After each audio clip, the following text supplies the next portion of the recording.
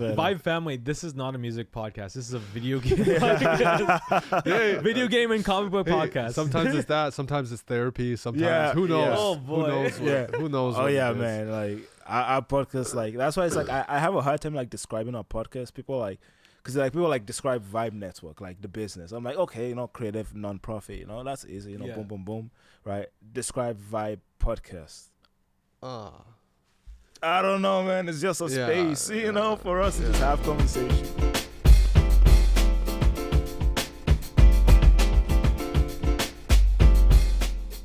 All right. Welcome everyone, Vybe family, to today's episode of the Vybe podcast. Welcome to Vybe Podcast Season 2. Vybe. Vibe Network. All right. Today we have, guys, a really amazing, wholesome human being, but also an artist, and super excited to have them on. And it's been a long time coming, I was saying. And yeah, I'm sure this conversation is going to go so many ways, but it's going to be great overall. But anyways, I'm going to let them introduce themselves. So yeah, take it away. Hi, we're the Ranger System. We are a system of multiple identities. We have dissociative identity disorder, and yeah, we make music. We're here for the vibes. Yeah, the vibes we trust. Yeah, Heck man, that's awesome. Already, I just want to get into it, but I'm gonna piss myself. That's cool. What kind of music you make, man? Yeah, we make video game and superhero motifed hip hop. It's often very cinematic. It's family friendly, and we usually talk on and discuss the topics of mental health and coming of age. Wow. I wish I could explain my music that good, man. Like, you know what I mean? I was sorry. I was like, wow. That was like a perfect like elevator pitch, bro. You know what I mean? Like nice, short, 30 seconds, and wow. Okay. Well, you know what? Okay. A lot of people don't even know what dissociative identity disorder is, so often we have to do our best to get better and better at refining what our pitch is for our music. Yeah. We've had a lot of people talk about our music and be like, your music's so unique and so different, and it's a double-edged sword because on the one hand, we provide a music that quite literally so many people have said, I've never heard anything like it. But on the other hand, when we're trying to pitch it to people, it's like, hey, you should put us on the bill. We have music that's incredibly unique and very niche, and some people are like, there's no way your music sounds niche and as unique compared to other hip-hop artists. And on the other side of the spectrum, it's like, that's so niche, I don't know how to put you on this bill. Right. Yeah. Well, I think one thing that you had mentioned off the air was about the name Rangers, and where that came from and how that was sort of incorporated. I want to geek out about that. Oh yeah. No, it is so blatantly apparent that we are named based off the Power Rangers. Yeah. So when you said like we are the Ranger system, I'm like, bro, I could like visualize the Power Rangers, bro. Like that's so fire. Yeah. With a lot of systems, and to be clear, in the plural community, a system is a system like a person, or rather people with multiple identities.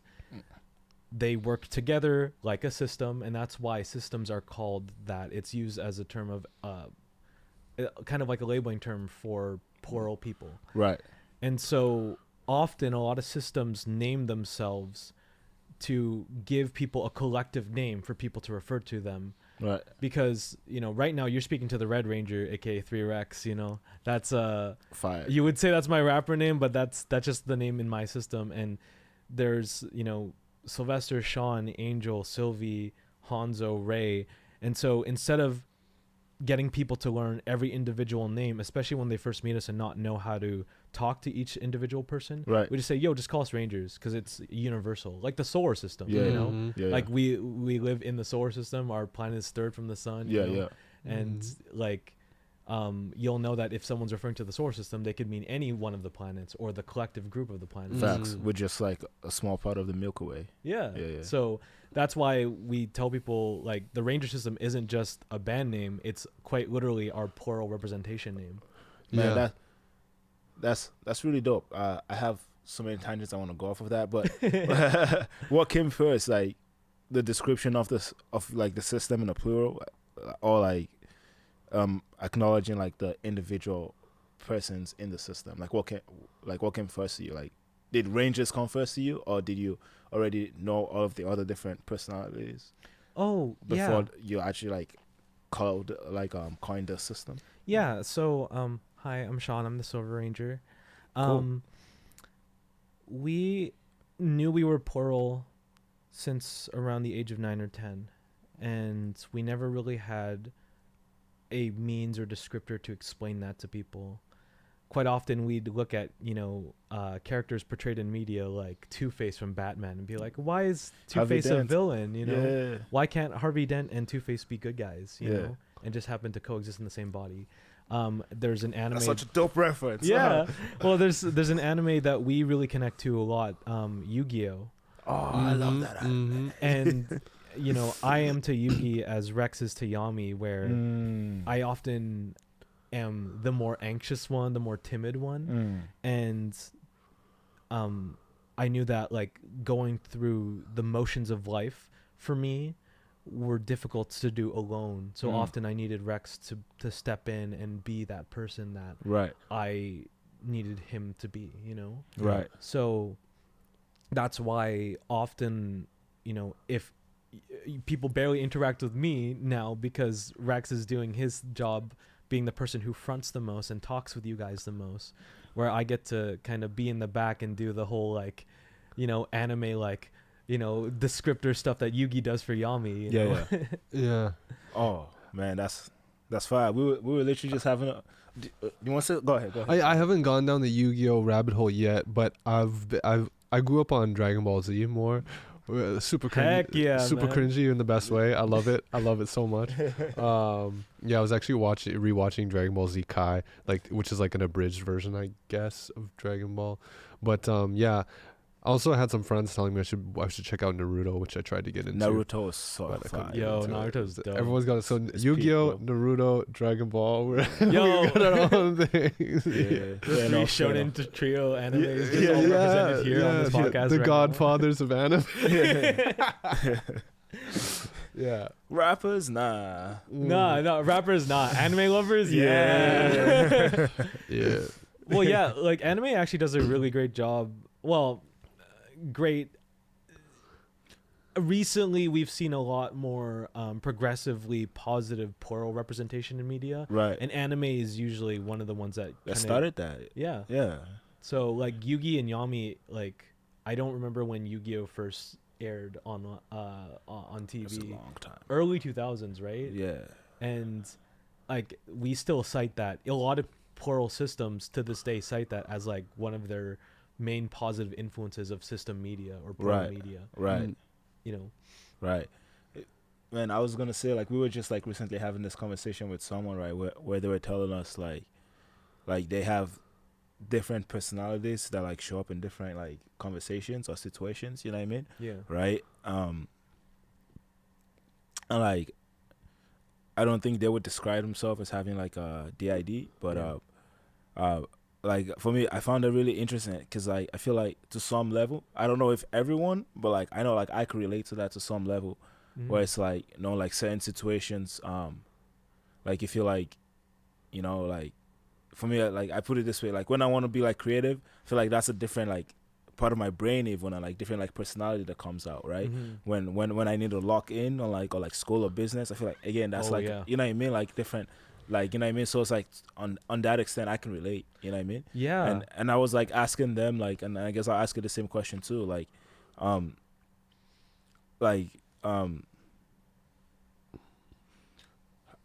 do you feel like those situations, like when you found yourself like in certain situations, right?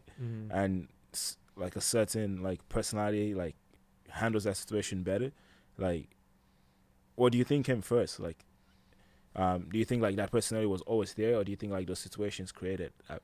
I'm just curious. That's just how my brain works, I'm sure. Just, like, yeah. Curious. So I'm Sylvester. I'm the Black Ranger speaking, and we are very familiar with the fact that as humans we're very multidimensional. Yeah.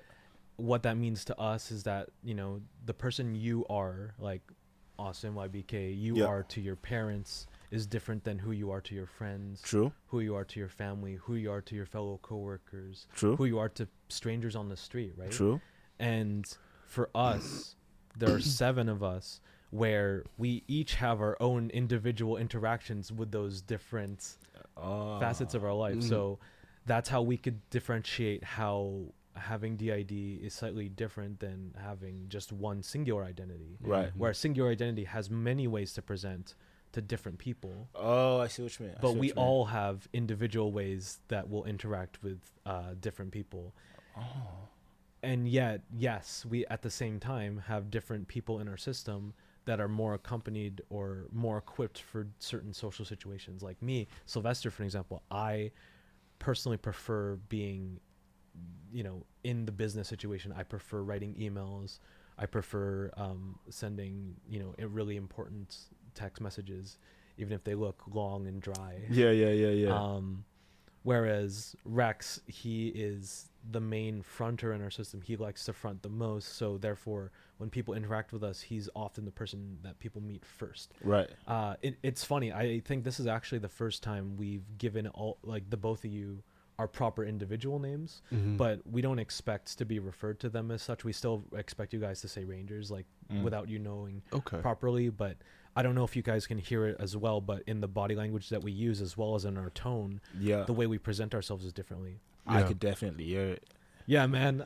Sylvester's the one doing all the business stuff. I'm vibing. You're like sit up, you know what I mean? You're like your voice is deeper, you're like you know what I mean, straight to it, you know what I mean? And then like when you're like more shy and like timid, you know what I mean? Like you butter, like do you do that like consciously or subconsciously?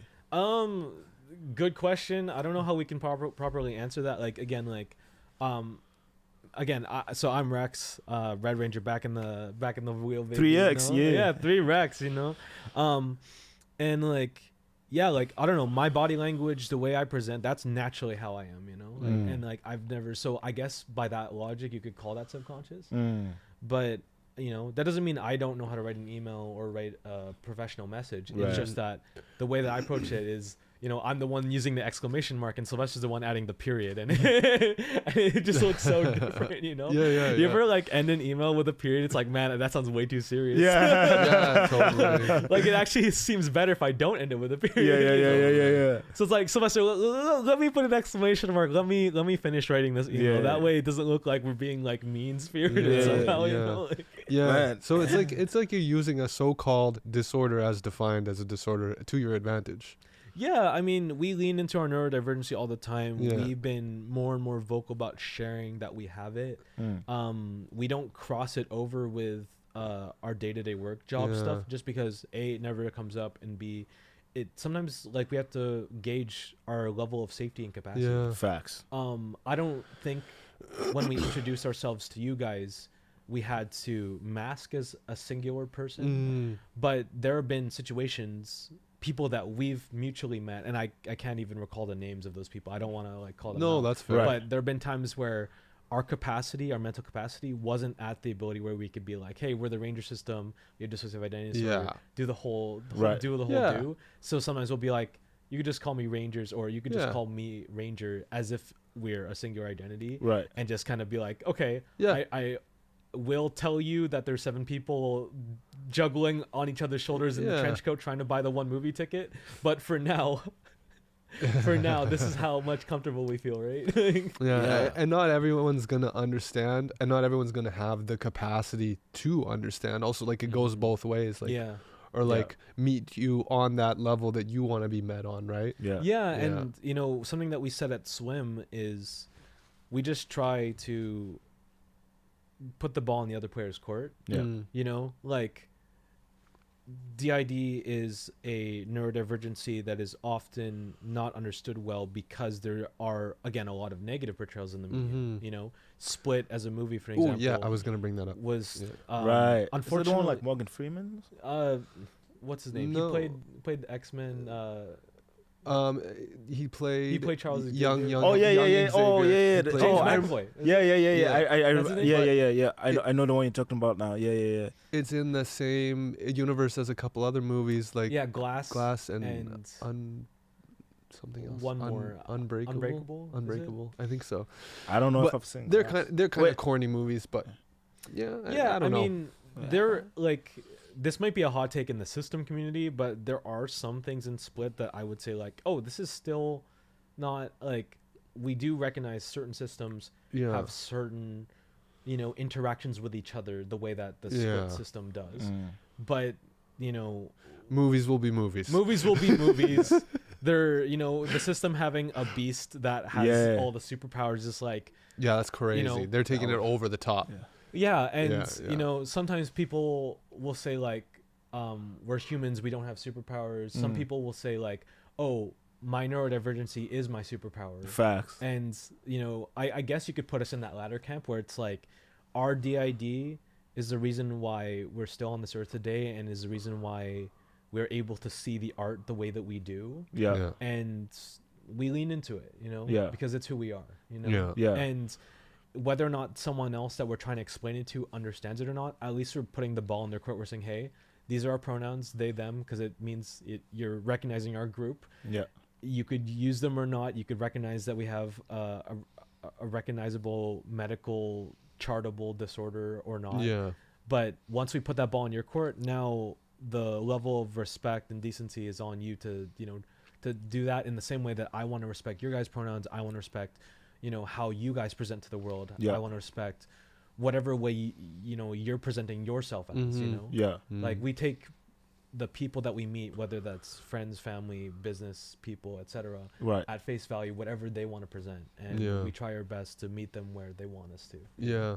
Really? Yeah, there's tricky intricacies with language too. Like I use like a lot of slang. Like I'm always saying stuff like "Hey guys" or "What's up, dude" or "Hey man," and like I say that to girls too. Sometimes I'll be like, "Dude," what I mean? I know. And like the thing, I haven't had problems with it. But if someone does say like, "I would rather you refer to me this way," obviously I will respect it. Yeah. Facts. But it's cool that like we can understand that people want to be referred to a certain way, but we still have these things in language that are still socially acceptable to use. Like. Oh yeah. It's cool. I like it. Yeah. We've had so many people ask us, "Is it okay if I still say you?" And it's like, yeah, you is a because plural term too. Yeah, that's the thing too, right? It's like as long as you're thinking plural when you say it. No, well, I mean, we really enjoy y'all, Yeah. and we appreciate when people say y'all. But like when people say you, we're not gonna be thrown off. And again, if like, here's the an intricacy with our plurality. For an example, like I 3rex, I use he him pronouns, but collectively we're still a group. Yeah. And collectively we still have 2 girls in our system. Collectively we still have 3 non-binary members in our system. That's why even though I use he him, I still prefer people use they them. And again, like if you use he him and you are purposely talking to me, Rex, specifically, it's like, yo Rex, how you doing, my guy? Like I'm good with that, man. I'm so chill with that. Yeah. But a lot of times it's like misuse of pronouns, and it's like, okay, like I don't really care either. It's like, try not to judge, and people are gonna be people. You're gonna do what you do, whether or not it was for disrespect or just because it's like you weren't thinking. It's like, I don't really care. People might make mistakes a few times. Yeah. It's when people it's when people make the mistake too often or like start consciously, like, right, like obviously there's a distinct line that we know as a society what that is. Well, all the time we'll check in with like our female friends, and we'll be like, is it okay if we say guys, like, because like that's so common. And I'm like, if you want us to say gals or girls, like, we're down to change our language, just let us know. True. And they're like, everyone says guys, you can call me dude. I'm like, cool. I mean, we have we're friends with some trans women, right? And like, it's like, hey dude. And it's like, oh, sorry, is dude okay for you? Because I don't want to misgender someone, especially if they transition. And they're like, oh, it's fine. Dude's colloquially, in our normal lexicon, in everyone's normal lexicon. And I'm like, phew, I'm not trying to offend nobody. For real. Nah, real stuff. Okay. Oh, cool. Obviously, like I don't want to spend like the whole time talking about the ID Oh, of because course. I mean, obviously that's a big part of your identity, but it's not all that there is to you, right? Yeah. So I mean, I'm super curious for one. I studied psychology a bit in university, but yeah. Hey, I love we're friends. We could talk about this on and off the record. Yeah, Yeah, I yeah, love you that know? whole segment. Just gonna say, I was really curious about all that. Aw, But yeah. thanks. we are good to move on to. Not even moving on yet. Like I'd have one more question. Sure. And I don't know if Austin wants to ask one more, but yeah. Like my one more question would be like, could you actually like formally explain what DID is? Like, Yeah. because I don't think we did. Just kind of so jumped into DID it. is dissociative identity disorder, and to be diagnosed with it, you have to have symptoms of significant dissociation and at least more than one identity. So you can be a system of two identities, and funnily enough, those two identities could share the same name, and could be the exact same people from different times. Like there could be a 16-year-old version of Austin and a 34-year-old version of Austin coexisting in the same system and be the Austin system. You know, there's no other disqualifier for it. Like you guys can have the same genders, completely different genders. They can match your body sex or not, or whatever. And yeah, there's no limit. We have literally met systems that are in the thousands. That's crazy. And we've had to ask them, it's like, yo, this is not out of offense, this is just pure curiosity. Do you guys have a system member to just brush your teeth and to just comb your hair? And their answer was yes. Oh, I was like, wow. By the way, when I said that's crazy, I didn't mean No. Hey, like I meant that's crazy to like comprehend that. Yeah, that's wild. Yeah. But again, we've also met systems that are again literally in the 2 or 3, and we're 7, and we're very fortunate to have 7. But I really hope that it stays at just a consistent 7 because a lot of our branding is around that. It's like no, we're 7. If someone else is trying to appear in the head, there's no more room.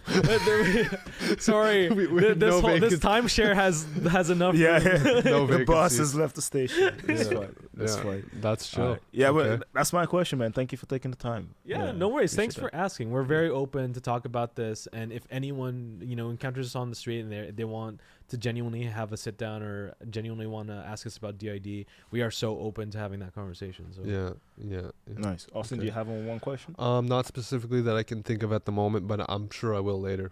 Yeah. I mean, one thing that we'll say before we change topics is that another thing that can peer out being the difference between certain systems versus other systems is that some systems have dissociative memory between each other. So some like don't carry on the memory. Like, you saw Sean pop in, you saw Sylvester pop in, and all this whole time it was the same memory. It was as if playing Mario Kart Double Dash and you just press the switch button. Right. And the characters switch, but you're still on the same track. Some people like, when their system members switch, they don't carry the memory through, and they're like, why am I here? Where am I? Right. And that's really scary. That can be that really can be scary. jarring. And so whenever interacting with a system, assuming they feel comfortable even being out to you, is always to check in with like, hey, like, do you guys share memory? Is, because how many members do you have? Like, to be open-minded, to be curious, because there's no, similar to autism, it's on a spectrum. It's going to be so varied and so different. There are no twin systems. There are no two twins, like even biological twins, that would have the same system members. Right. So, well, that's really interesting to know that like most things in life, there's different manifestations and there's different severities, I guess I would say, and manifestations of like how it presents. Yeah, that's really interesting. I see you rocking the Kairos cross there. So we had this moment, I think, a while back where I saw that and I was like, shout out St. Paul's High School. You must have entered the year after I graduated or something like that. I think that's what we determined. Can we ask again when you graduated? I was 2011. Oh wow. Was that the year before or after Moses Duat? I remember Moses. Yeah, because he mo- still is an amazing singer. He might have been in grade 9 or 10 when I was in grade 12 when I was in my grad. Okay. Yeah. Yeah. Sounds familiar. Yeah. Sounds familiar. Yeah, we graduated 2015. What did you want to talk about the high school experience? Well, or? a little bit. We can touch on it. Like, I just want to shout out St. Paul's High School because as much as I overall disliked my high school experience, Fair. I have to give credit to the fact that this school succeeded in preparing me for life, I think, better than most schools would have. Yeah. It's a very prestigious school. I mean, isn't it a private school? It's a private. Yeah, you better do that. Okay, it's like, you better. Like what? It's a private school. I think I got in on a bursary or something. I can't remember. Nice. Yeah. Yeah, it's an all boys school, using the term loosely. But that's what they call themselves, right? It's a Catholic school. Yeah, isn't like St. Mary's school right across, like the all girls school? It's not right across, but like they were kind of, they're like sister brother schools. They're brother sister schools. Yeah. Yeah, Cute. in a sense, right? Yeah. I mean, I went to St. Paul's. Like, I had never lived in the city. I'd grown up in the country. Yeah. It was very socially awkward.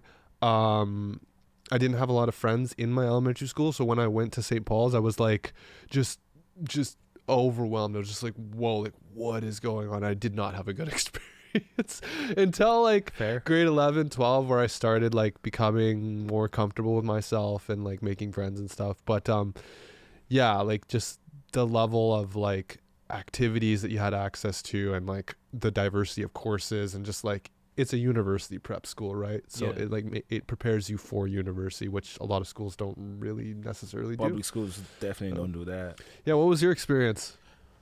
Honestly, it was a positive one, but it was also one where we weren't openly plural or open about our queer questioning and now very queer open like selves. And I think what made it a really positive experience was because we allowed ourselves to connect. We allowed ourselves to connect to people, and because I imagine like we probably would have flourished in any other private school, although we can't even say that because timelines, man, multiverse and all that, right? Yeah, like who knows? Yeah. But we had a very we kept telling this to a lot of people from how we describe our high school experience. Our particular grade, like the year of 2014, 2015, everyone was only one degree away, one person away from being in the next clique. That's how close we were. We were like 153 students, if I'm remembering the number correctly, and yet it wasn't that hard for anybody to just be in a different person's That's really friend group. cool. And that's, I think, what made our year so strong. Yeah, I think so. And I mean, we've met with other fellow alum from St. Paul's High School, where they've shared varying experiences. Some positive, some negative, some neutral. And I think that's the one thing we've seen in common with people that have graduated with our same year. Yeah. We actually graduated with 3 of the band members who are in Neighbor Andy. So, and they have taken their band to amazing heights, and we continue to be proud of them. And it feels good to say that on a podcast. Like, guys, when you watch this and or listen to this, I hope we are so proud of you. Like, just keep going, man. Like, you guys are doing incredible things. Man, and that's beautiful. Yeah, wearing the Kairos cross is significant to us because it means that like, we've extended past Kairos, like where it's like this used to, just be like, oh, I'm here for my brothers, that went to the Kairos. Now for us, it represents like, I'm here for my brothers and sisters. I'm here for everybody that has come into our life. And we should actually explain that for people that don't know. I was about to say. So the Kairos cross is basically correct me if I'm wrong, it's a retreat. It's a Catholic retreat but I think it's more specific than that. And it's for basically camaraderie, brotherhood, extending and expanding on how to be vulnerable as as a group. And basically that's what it was for me anyway. I think it manifests very differently for people and their experiences with it, but yeah, it was just for me it was a retreat, that it was a multi-day retreat where we just sort of opened up and explored those sort of feelings that came up. Yeah, that honestly nailed the nail on the head for us as well. Like for us, the retreat was really much brought to us as like, a lot of the times guys are told to not show or express their emotions and not be vulnerable, and this is the retreat where we invite you to do that. And ever since then, wearing this cross and continuing to wear it into 2026 and beyond is this sign of like, we're going to be ourselves, we're going to be emotionally open and vulnerable as needed. We're going to show up for our brothers and sisters and fellow NBs, throughout the world, because that's how we want to, that's what we want to do here on this earth. We want to be there for people, as much as we possibly can, within our capacity, of course. Yeah, of course. So that's why we continue to carry this cross, and it's not a light one, but it's something that it means so much to us. Yeah. Wow. I lost mine. I'm gonna have to order it. I'm sad. I'm so bad at like. They do replacement crosses. Yeah. You can go back to the school just to get a replacement. Yeah, I might have to. Man, yeah, that's beautiful, man. I love when people always have like a story behind like why they do what they do, or why they wear what they wear, or, you know what I mean, like stuff like that. Yeah, it's yeah. Thank you for sharing, guys. Yeah. Hey, thanks for asking. Yeah, we of all the places we could go in this podcast, we never thought we would bring it back to high school. Yeah, I was like, from a guy who went to public school, man, we always like look at like the kids from private school as like preppy white kids. Hey, man. Dude, they made us wear suits though. Yeah. Like, I just gotta say. Yeah, they did. But like, even as I get older though, like I understand like the difference of private school. You know what I mean? It's sad because like private schools like get funded pretty much more than public schools do now. You know what I mean? 'Cause public schools are constantly being underfunded. But it's like I understand the experience of a private high school. Like your experience is exactly what I would want like my kids to experience, and it's sad that they have to experience that in a private high school. Where it's like, the high school is actually setting you up for a successful life outside of high school. You know what I mean? Like it's helping you build connections, it's helping you build skills. You know what I mean? And develop develop like skills and habits. That will actually like help you after high school. Like I feel like going to high school, like feel like it didn't prepare me for adulthood. You know what I mean? It was just a place where to socialize and just like acquire like a diploma, just because that's what you're supposed to do. You know what I mean? It didn't feel much deeper than that. But that's really cool. Well, thanks. I mean, what we'll say back to that is that like we've seen so many people succeed in life regardless of where they came from. Oh, factual though. Factual. Private, public, like sometimes, a lot of people blossom after all that stuff happens. Facts. And we've also, seen the opposite side of things where it's like just because they went to a private school with us doesn't necessarily mean that like we see them succeeding in the things that they thought they would succeed in, and that doesn't necessarily mean that they're not, doing their best to be what their best may look like. Yeah. But I don't think that the circumstances of your education are enough to prove who you can be for society. I agree. Like, don't get me wrong. I'm not saying like if you go to public. And I'm not saying you were inferring that either. I'm not saying you're implying that either. Yeah, just make sure you didn't get lost in translation. Yeah, I'm not saying. I'm saying we've seen a lot of amazing people come from public school, and shout outs to all those friends and family that we know, because I'm like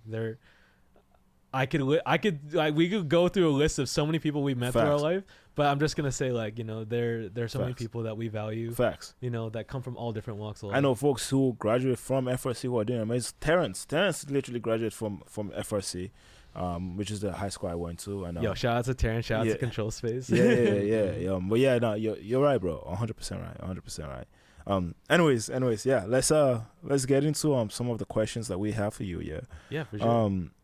Obviously we know you're super passionate about music. We know you're super passionate about mental health and DID community, and the plural community and all that, which is great stuff and stuff we're gonna circle back to. But just wondering, what else are your interests? You know what I mean? Like, what else, do y'all do for fun? Well, the whole video game and superhero motif music isn't for show or isn't just for branding. We love video games. We love superheroes. Like, we're like Daredevil season 2, Born Again. Oh, I'm so excited for that, y'all are about to pop off. Let's go. Like, y'all are about to that pop black off. suit looks sick, bro. He finally has a DD on his chest too. Bro, have you seen the new Spider-Man trailer? Yeah, bro. Frank Castle. Yeah. Oh shit! I knew as soon as you said superhero, this guy was gonna get lit. No, I like. I was literally telling we were literally just telling Marshall. I was like, bro, like I'm a nerd and a gangster. Like, two things can be right. You know what I mean? Yeah. Two things. We grew up watching, Spider-Man on the TV. Like, we grew up waiting for episodes of Avatar: The Last Airbender to show up every Saturday on YTV. Yeah. Facts. Like we grew up waiting for Beyblade and Yu-Gi-Oh and Naruto. Naruto. Yeah. All these different animes to show up. So like that hasn't changed. We continue to love a lot of these different story mediums, like especially the ones that center around superheroes. Yeah. And video games and stuff. Do you know what I love? I love the like over the last 20 years, like the superheroes that get like popularized and like superheroes that hit like this like all-time like media fame. Yeah. Right? As superheroes who have like a very outsider upbringing, a very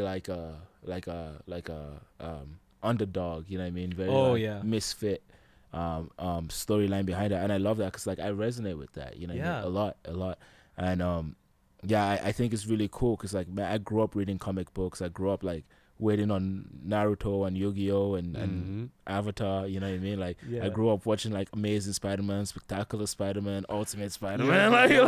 I remember the old cartoon Spider-Man. With the Kingpin and So it's like now to see them like actually like bring all this like universes that I grew up like watching or reading into like real life, like seeing them bring in like Thanos, see them bringing in like Daredevil, see them bringing in the X-Men and Deadpool. I'm like, bro, like everything is awesome. and it feels like we're really growing up with our heroes too. Yeah, like when we watched Daredevil show up in that Spider-Man cartoon a long time ago, it was just like, oh, this is cool, another hero. Right? And then now we're adults, and then watching Matt Murdock be a Catholic lawyer by day and this kick-ass by night.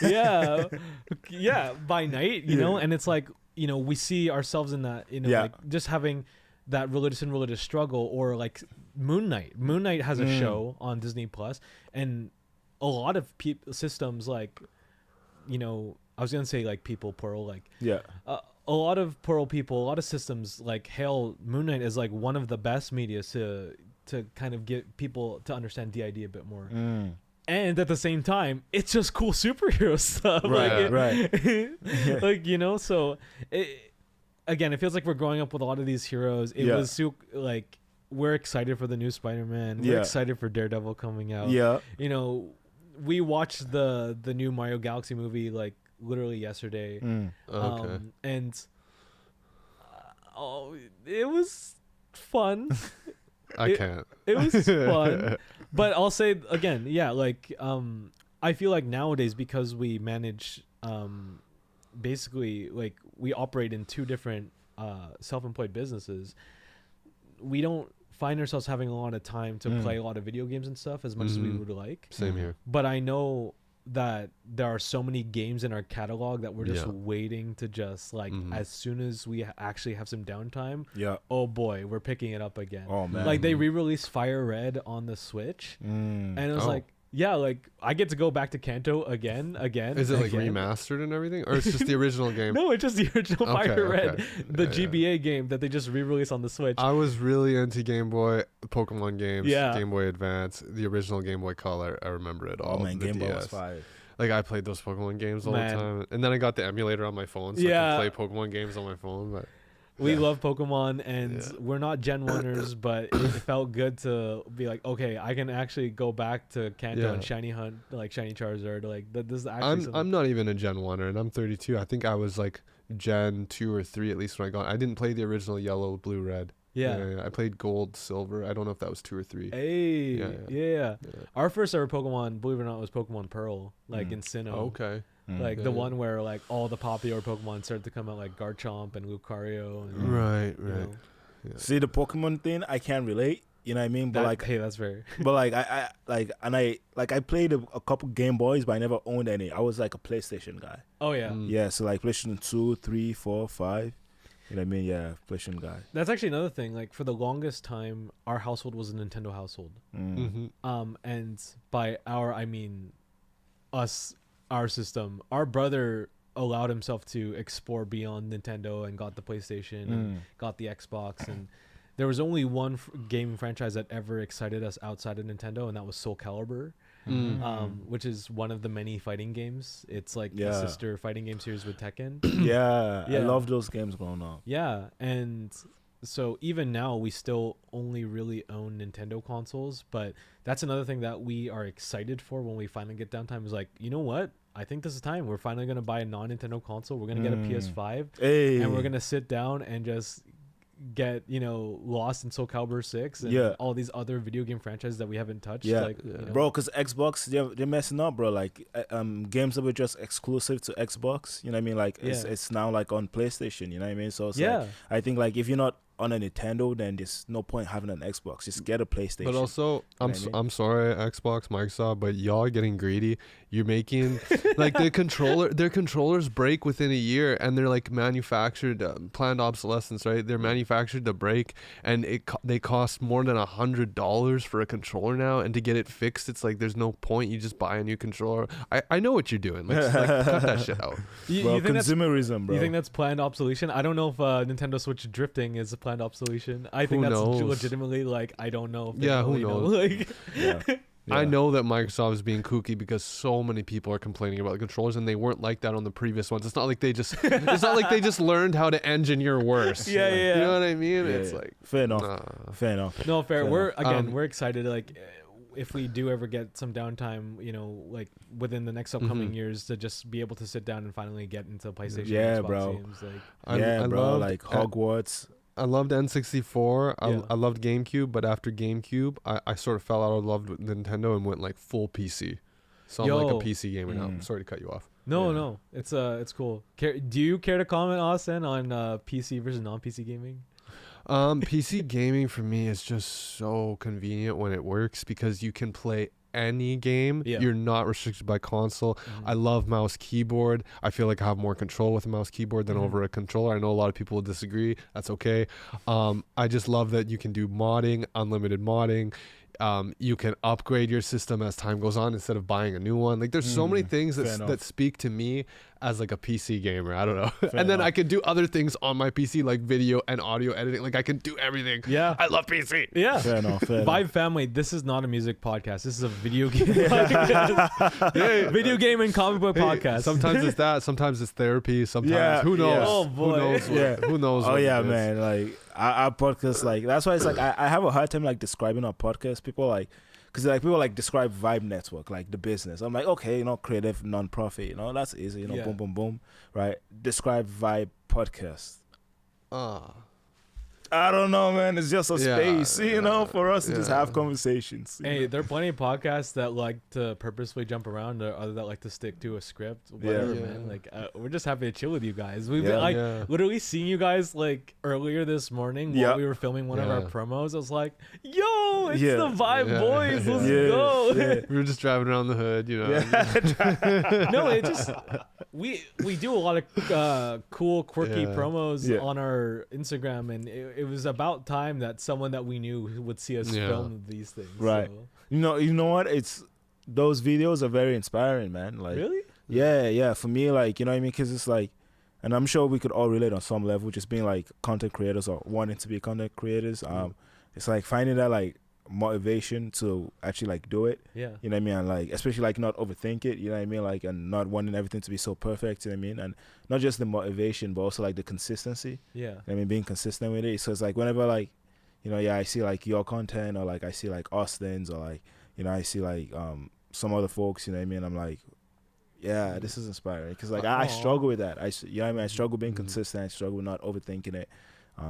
Yeah, I just would say that. Yeah, it's good shit. Thanks. Yeah, yeah. Like for anyone, are you all cold? I'm a little cold. I can't even lie.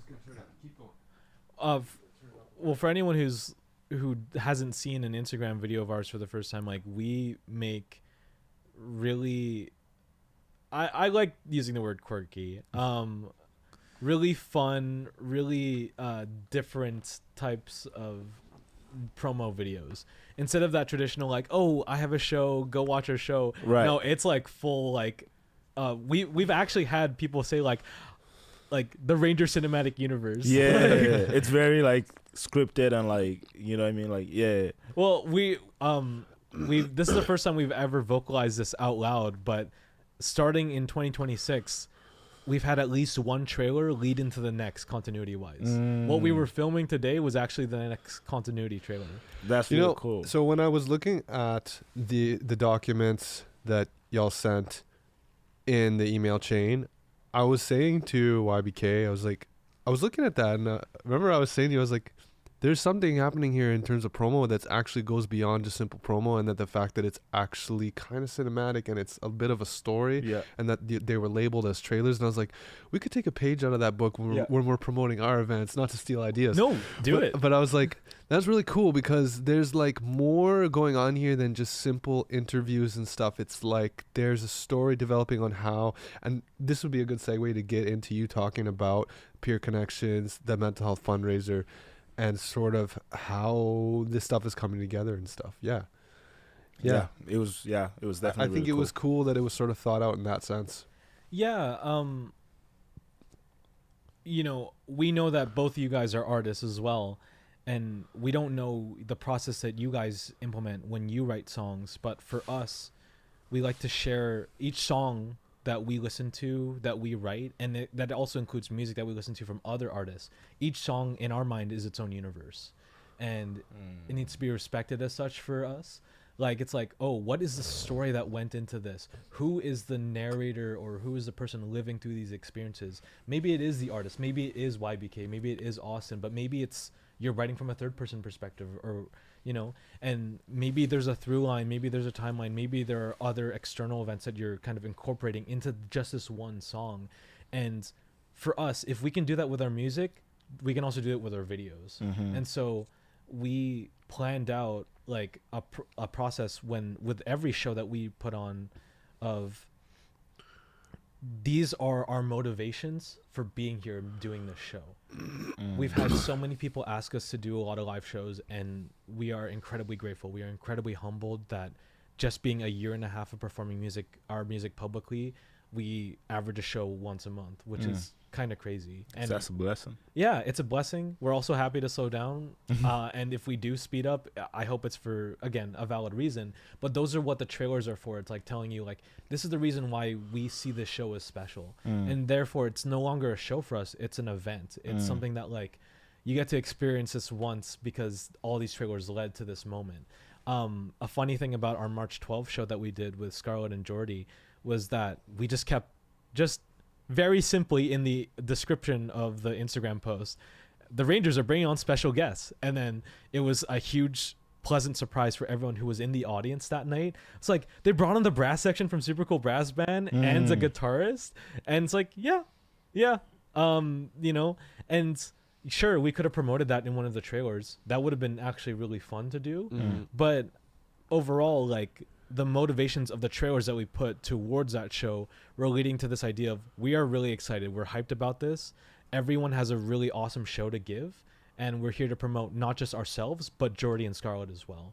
That's another thing we love doing with our trailers, is we love to have a through line. Yeah. We love to promote everyone on the bill and not just ourselves, because everyone on this bill has incredible music and it's worth sharing that. And that's why we love bringing artists onto our sets too, because, you know, we we vouch for the community. That's something we love about you guys. You guys vouch for the community. Yes, sir. And yes, so, sir. like, whenever we bring on Scarlett to do, like, Scarlett Alexis, the lead singer of Solaire, to do a song with us, it's not just a gimmick for us to bring on some singer that we just know and like working with. Right. It's like, we've done the song before, and you happen to be sharing this bill, so why not have you just pop back on? Yeah. Right. If we were able to coordinate doing a song with Jordy, we would have done that too. But yeah, referring to our mental health fundraiser now, like Peer Connections Manitoba is a nonprofit that we are so lucky and so grateful and so blessed to support. Towards our last year at university, because we graduated civil engineering back in the spring of last year. Right. So it's almost coming up on a year of being graduated. It feels very surreal. We needed that extra mental health support to get through that last year. We had gone through a lot of significant trauma. There were a lot of different things just changing in our life. And it wasn't enough to just have a counselor. And while we are still grateful for the work that we did with the counselors and therapists that we had on at the time, we also knew that we just needed a more detailed mental health network supporting our system. So we were very fortunate to be put onto Peer Connections through the the Crisis Response Center. And then we got to working with having a peer. And having a peer is very different than having a therapist or a counselor. Unlike a therapist or counselor, a peer is allowed to share a lot of their personal experience and just have like that kind of like friendship almost with connecting with your story and resonating and sharing with that. And Peer Connections, they provide peer support for free. You just need to throw your name on a wait list. And when we finally decided that we wanted to do a mental health fundraiser, they were the first nonprofit that came to mind. And we are we're so grateful that they are working. I mean, that, they were the nonprofit that we selected. And I know that they've shared their gratefulness that we've been so eager and passionate to like put that on. Because they've done a lot for us. And we credit them for helping us get through the last year of our university. So, and shout out them. Yeah, shout out Peer Connections Manitoba. So we're really excited to be putting on a mental health fundraiser. It's on May 14th of 2026. I don't know when this is going up, so might as well. Well, we wanted to release it before that. So okay. Bang on. That's beautiful, man. Just real quick, I love like learning and finding out new organizations that are doing great things in the community. For me, I'm very big on community building, capacity building, and I try as much as possible to do work in the community consistently and just be a part of my community. I want to hear from real life people, real life stories, and come from a place of like lived experience and learned experience, as opposed to like just like being an outsider speaking on behalf of my community. You know what I mean? I want to fully like represent my community, and in order to do that, I have to be a part of the community. So, that's definitely something I look forward to like attending and hopefully connecting more with them and seeing ways that I could support them. I got lost in thought because I actually it's on the 14th, right? I'm getting back from Newfoundland on the 13th, so we'll see how that rolls over. I really hope you can come. I really want to. That was a last minute decision. Actually, an opportunity came up for me to travel, where some of the expenses were paid. So, and I've never been further east than Kenora. Sounds awesome. I know. I've never been further east than Kenora. Okay, Ontario, Quebec, Newfoundland, Nova Scotia, Prince Edward Island. Other than Kenora. Yeah, this is crazy for me. But anyway, so I was thinking lately I've been thinking a lot about mental health and how it's affected me and people around me, and I'm starting to lean my brand in music more towards that too. And I'm starting to like lean more into vulnerability, talking about therapy, talking about psychology, talking about mental health issues in my music. And it's starting to come more naturally. It's because I've never had a clear direction with my branding and music, and it's starting to become like a focal point of like, wow, I can actually talk about things that like will make a difference in people's lives, and I can actually do something with music instead of feeling like an imposter, instead of feeling like, oh, I'm just doing music for me. I'm just doing music because I want attention. I just, like thinking all these things, like what can I actually do with music? You know what I mean? And it's been really like, man, it's been really good to think of it that way. Like I've had my fair share of like clouts with mental health, right? Like I've had my midlife crisis, early midlife crisis. Like I've had mildly dissociative psychosis. I've had I've had people around me that have struggled with psychosis. I've had people around me that have struggled a lot with anxiety and depression, and like as we all do. And yeah, it's just to be able to like put a platform for those things is really awesome. Is really awesome, especially like partnering with and doing a fundraiser for that. So yeah, like I can't tell you how excited we were to hear that you guys were, like down to help support and promote this fundraiser. Because I mean, obviously, like you guys have both had your own experiences with mental health, and it's mattered to you a lot. We've talked about it, like off podcast before, right? Like at swim and stuff. And so mental health is like any other health. It's something that you just got to keep doing. And there are times where even though we go to therapy regularly, we have a peers that we meet up with regularly now. Like it doesn't mean we don't have bad days. Everyone has a bad day, or a day could be amazing and it can become a bad day by the end of it, know? And so I feel like the conversations we feel like the conversations on mental health continue to only just scratch the surface, and we can only continue to bring awareness to it if we continue to keep the lens on it, so to think that like our second ever self put on production would be a mental health fundraiser honestly doesn't surprise any of us in our system, right? Especially since a lot of our music has already been open about that conversation and that topic. But we can't express our gratitude enough for how much you guys are just giving us a chance to share more about it and promote it on your guys' channel as well. For sure.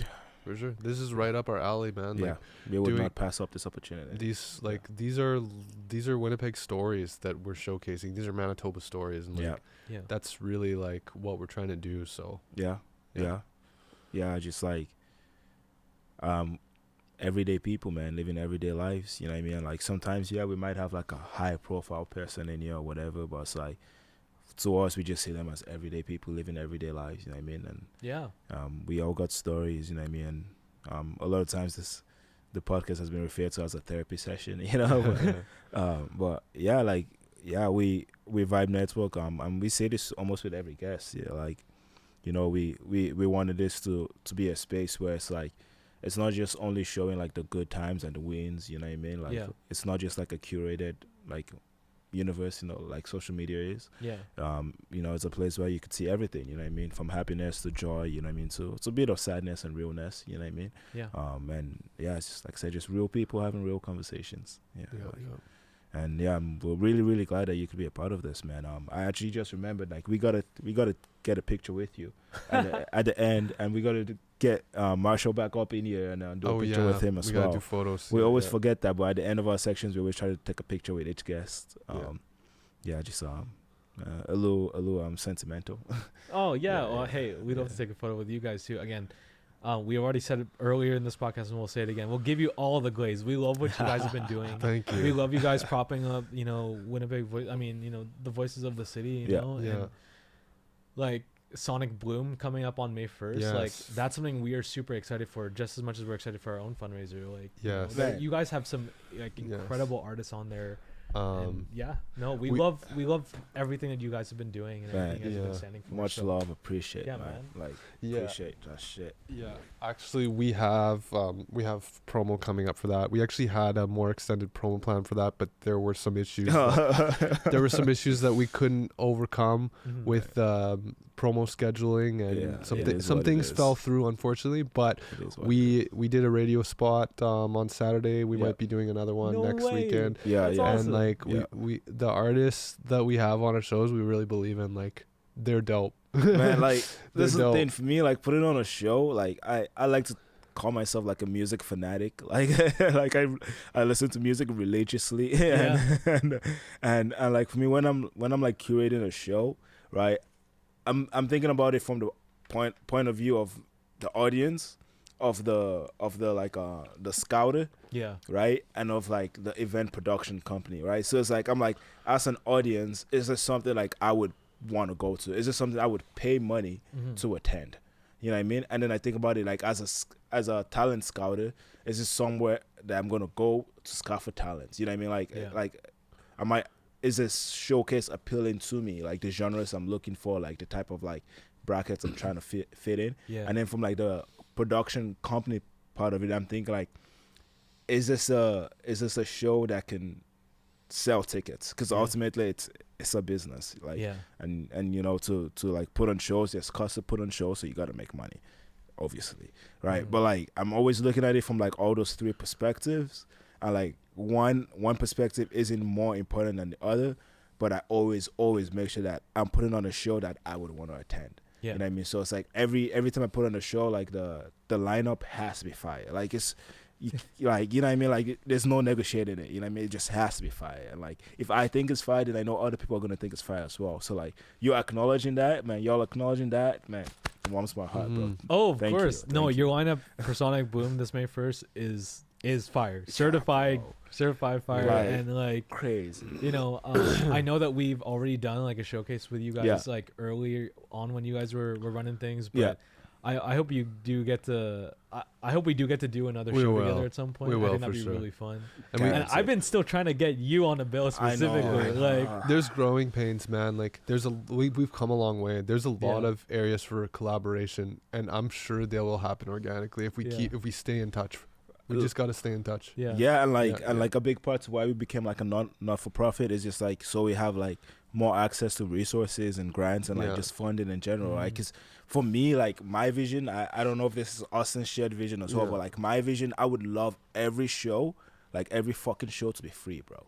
Oh yeah. Every show, just because like we have sponsors or we have funding or we got grants, whatever it is, right? But just show every show, because like for me, like, music is like my biggest love language, and I think like music is therapy, music is healing, music is community, like music is everything positive. And like, when people are going through hard times, man, like sometimes like just like hearing the music, being around other folks, like all of that stuff, you know what I mean, might be what gets them out of that hard time, you know what I mean, right? So it's like, I think music should always be free. I think the access point for music is always should be free. Like, entry point should always be free. And like, and that's something I want to become a big advocate for, you know what I mean? And like, and I'm just and like, the goal with the nonprofit is just to be able to put on free shows, because everything is paid for. I would love that. And having like music be accessible to a lot of different people, that would be amazing. Especially because this scene is so diverse and so powerful. Like, there are so many incredible artists in all these different genres and subgenres. Like, Winnipeg, like, and extending it further into our whole province. Like, we do a lot, like Manitoba, we have a lot of very talented artists, very talented Amen bands. to that. It's almost hard to keep up with every single thing people are doing, because there's always a cool build that gets announced like next week or the week after, and it's like, oh no, like, we want to support them, but they're performing the same night as them, and you know. Like, if you really wanted to go to a fire show every week in Winnipeg, you really could. You really could. Totally.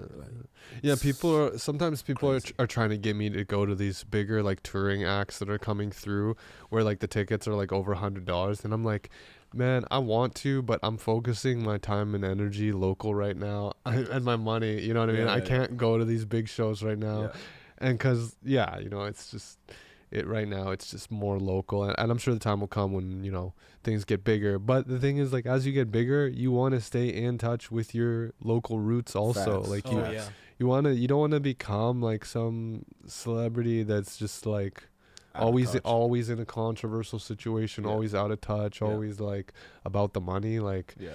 yeah, we want to make money, but we want to make money so we can do better things. Yeah. You know what I mean? Like, Yeah. do bigger things, do Yeah. better things. Yeah. You know what I mean? So, Yeah. it's Yeah, we say all of that to say, man, like we would love to like collab again, and like we would love to put on more events, man. Like yeah, if we were at the point where we're putting like 10 events a year, bro, you would be on like 2 at least. You know what I mean? Like it'd be like such light work, bro. Like hey, I mean, if you ever guys like, even as simple as shooting promo, we are so down for stuff like that too. Yeah, that's say no sweet. more. Like Say no more. doing admin work, we enjoyed. I mean, Sylvester particularly, like we enjoy doing it. Yeah. So, you know. Sylvester and I would get along. yeah. I think so. Yes, We'll just be out there like, yo, let's get this grant done. Like, Yeah. of course. yeah. No. Just real quick, another thing I wanted to touch on is like the artist support group that we're trying to start. Mm-hmm. Like we think that would be so dope. Like, you know, just getting folks, you know, in this building. You know what I mean? Just around the space, around other artists, like-minded. You know, whether you're working on grants or like you want like some feedback on your music or like you're trying to learn something in the studio. Like we would really love to run that, and that's something that we're hoping to get started sooner than later.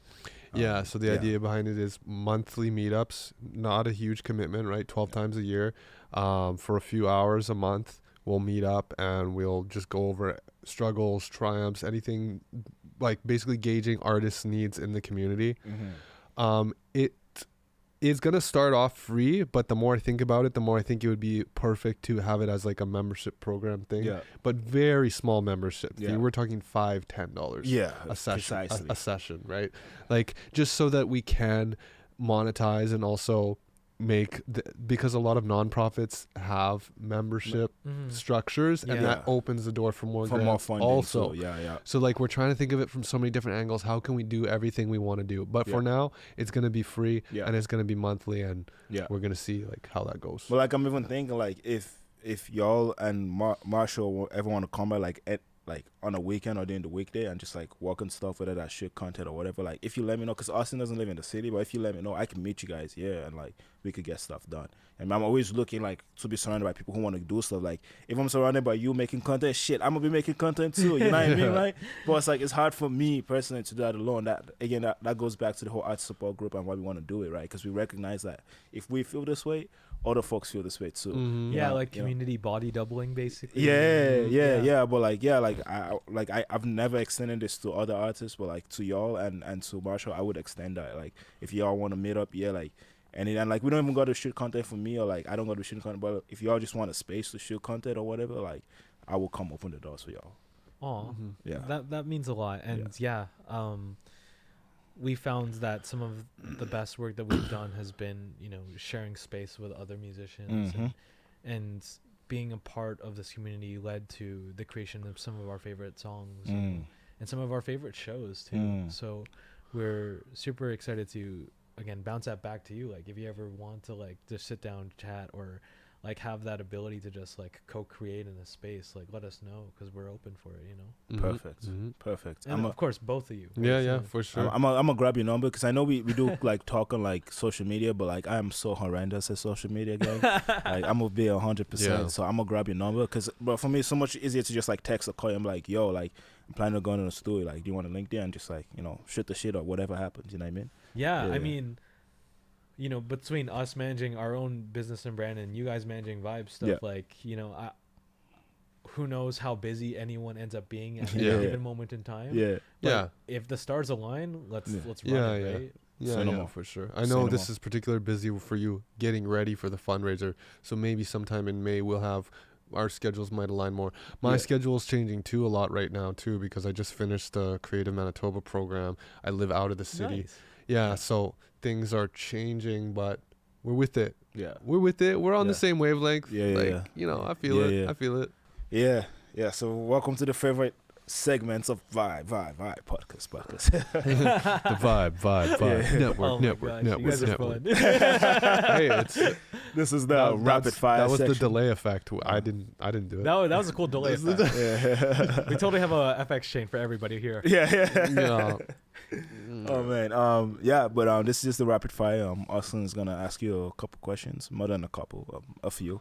Okay. And try not to overthink them. You don't gotta respond right away, but if you could, that'd be great. All right, let's see. So these are directed towards the Red Ranger, but if you want to share insights from other Rangers, that's always cool all right, too. I'm so game. That might be interested. Yeah. So Ready to rock. Let's see here. Okay, so are you more of a morning person or night owl? Oh, we collectively are night owls. Okay, Same. big time. Yeah, see, that's not me, and I get made fun of a lot for going to bed. No, hey, if you want to do business like in the morning, like meet up for coffee and network or do something like that, let's do that. But what we prefer is having our morning ritual of coffee at like the local bakery. Shout out to Cottage Bakery. Okay. Grab coffee at Cottage. Get ready for the morning, do our engineering work, and then like when we hit nighttime, it's like, okay, it's like Breath of the Wild. It's nighttime. Now we're doing the work. Now the boys are active. Throws in a video game reference.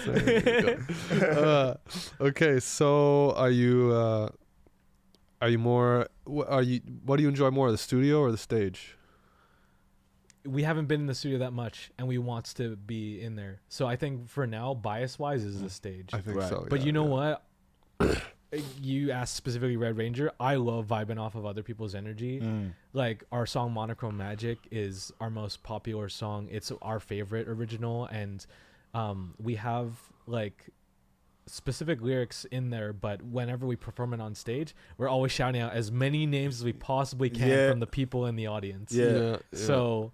Yeah, no, I love this stage. I was literally made for this stage. Yeah, I noticed that when I saw your first performance there at the Forks. That's the first one that I saw. Yeah, that was awesome.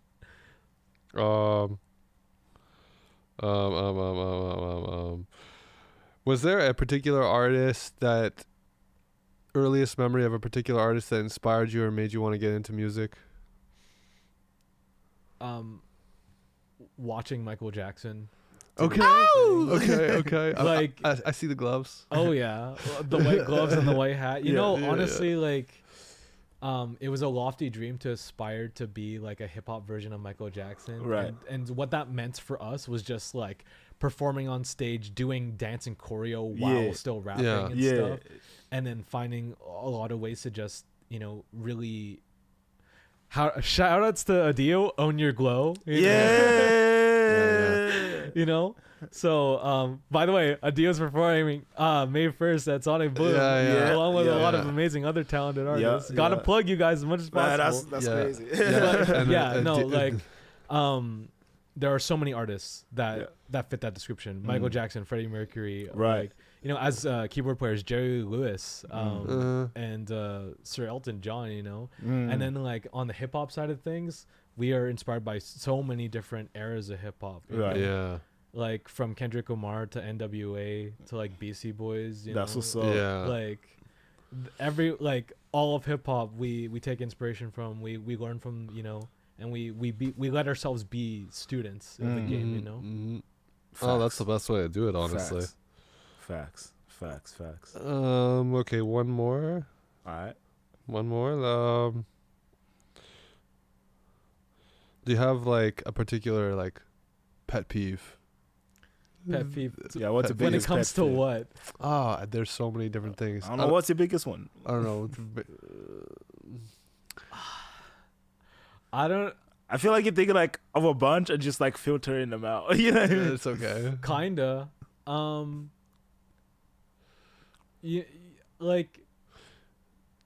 I honestly that of all questions asked, it's a hard question. It doesn't have to be about people. Yeah. Like for me, that's the thing. What do you mean it's about people? That's the thing, right? Because like when you say it and it's about people, it's like there's people listening or watching. They're like, wait, I do that. You know what I mean? That's where my mind goes to. One of my biggest pet peeves though is like Yeah, give an example, Austin. One of my biggest pet peeves is when technology doesn't work when you just need it to fucking work. I hate that. Like sometimes when we're setting up the podcast, we're having issues with like audio or like everything or like video or something. I'm like, man, I'm in a bad mood now, and I have to shoot a podcast and pretend to be in a good mood. Yeah. You know what I mean? Yeah. Yeah. Okay. Framing it that way. No, I mean, again, when it comes to 7 different identities, even though you asked me specifically to answer, sometimes when you say pet peeves, like everyone's listing off things. I'm like, guys, quiet down. I'm trying to think of my own answer. That's cool. You can list one of theirs too. Well, for me, like mine is like when people like chew loud. Yeah. Or like when people like go home and like they don't like change from like their day clothes and they just like stay in the same clothes and like I'm going to bed and they're like, I'm like, for me that's just gross. I'm like, I sleep in my underwear. I don't even wear clothes. I don't know what y'all are doing. Well, it just I don't know. I think for me in particular, because you asked me to answer these, like just when I don't know, it's hard to list a pet peeve because like we understand that people come from their own different contexts and have their own reasons why they do things, whether it's like a certified logical thing or just a quirky behavior that they just ingrained into their life over time. Mm-hmm. Like I'm thinking about like when people chew loudly, I'm like, yeah, that is annoying. But I'm like, but I don't know why or why not someone didn't choose to. And I'm like, and if we're sitting at the same lunch table, I'm allowed to just move and not say why. You know? Yeah. You know, and then when it comes to like tech not working for us, it's like, yeah, like it sucks. A pet peeve that we have with Reaper, which I see, here's the reason why this is a struggle of a question, is like Reaper as a DAW, you're allowed to change anything and everything. Okay. If something annoys you, you are allowed to switch it. So for the longest time, we had a setting in Reaper where it would default to MIDI channel when arming the track. Mm-hmm.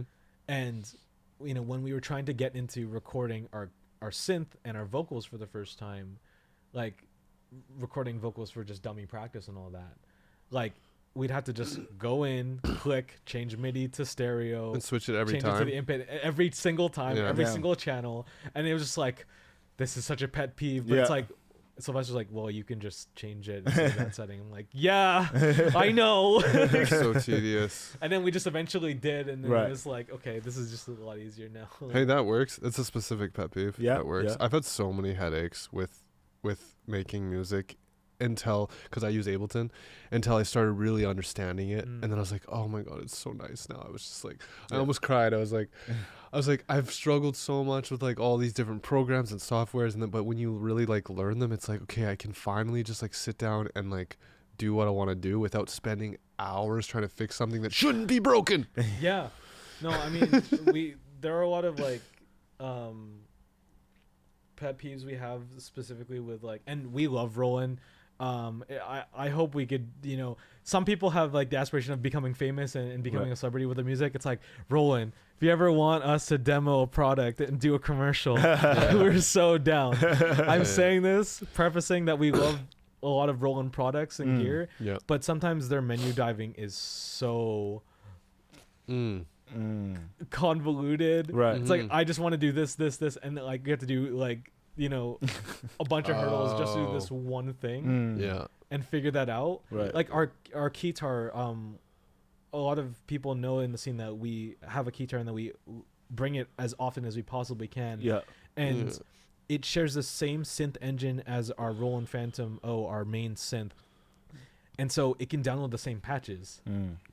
However, there's still a lot of menu diving we have to do just to download one patch, and I'm like, that shouldn't be that hard. Right. That should just be download, plug and go. Like, so I don't know. Maybe very, very specific niche things. But it's a pet peeve. Yeah. All right, that's solid. All right. Well, that was a good answer. Yeah, it was. Was that it? Did we answer the lightning round effectively? Yeah. That was pretty solid, man. That was quite solid. That was like, the last one was like a slow lightning hit. You know, it was like in slow-mo, but it works. It was a slow burn. All right. Well, thank you guys so much for having us. We really appreciate being here and we talking appreciate with you guys. having you on. It's crazy how fast time flies when you're having fun, I guess. Yeah, those were and, good. you know, both on and off the record. I hope we get to continue to stay in touch and talk about more of these things, from for music to comic books and Yeah. video games. And Most anime. definitely, man. Most definitely. Yeah, for Man, real. I'm thinking of like just like one time bringing my PlayStation to the office so we could just like game. Like, Yeah, that's the first time you hit us up. Hey, Marshall Rangers, I want you guys in the office for us to do completely productive things. We're all just playing PlayStation. You know what? Yeah, You guys work hard. It's time for a break. yeah. Yeah, we need to. Hey, this big screen would be awesome to play a fighting game like Smash. I'm just saying. Bro, bro. You ever play Mortal Kombat? That would look crazy on this. That would look crazy. Very out of this world. Damn. And that's how we end this podcast. Yeah. All right, man. For All right, real. Vybe Fam, much love. Hope to catch you at the next one. Thank you for stopping by. Hope you have a blessed day.